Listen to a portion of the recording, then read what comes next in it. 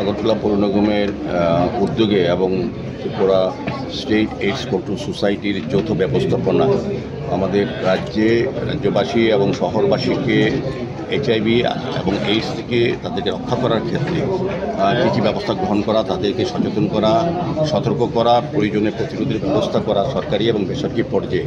সেক্ষেত্রে আজকে আলোচনা সভা হয়েছে। মূলত আমাদের দেখেছি আমাদের রাজ্যে মাননীয় মুখ্যমন্ত্রী আবেদনে নেশামুক্ত ত্রিপুরা গঠনের যে ডাক দেওয়া হয়েছিল সেটা আমরা চেষ্টা করছি, কারণ আমরা জানি এবং আজকে যেটা বলা হয়েছে যে বিশেষজ্ঞ বলেছেন নেশার থেকে বিশেষ করে যারা সিরিঞ্জের মাধ্যমে নেশা গ্রহণ করেন তাদের থেকে কিন্তু এইচআইভি আক্রান্ত সংখ্যা বেশি এবং এইচআইভি যারা আক্রান্ত তারা পরবর্তী সময় এইডস আক্রান্ত হয়ে যান।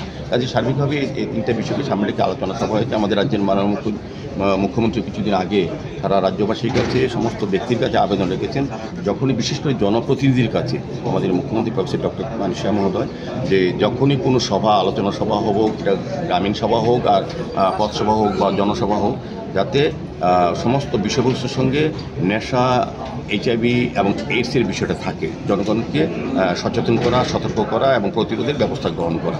সেক্ষেত্রে সামনে রেখে আমরাও আগরতলা পৌর নিগমের বিভিন্ন ওয়ার্ডে আমরা এই ধরনের সচেতনতা প্রোগ্রাম করব, বিভিন্ন হেলথ ক্যাম্প করব। যারা আক্রান্ত হয়েছেন তাদেরকে যেমন সরকার ব্যবস্থাপনা করছেন, Tripura state AIDS control society পক্ষ করা হচ্ছে।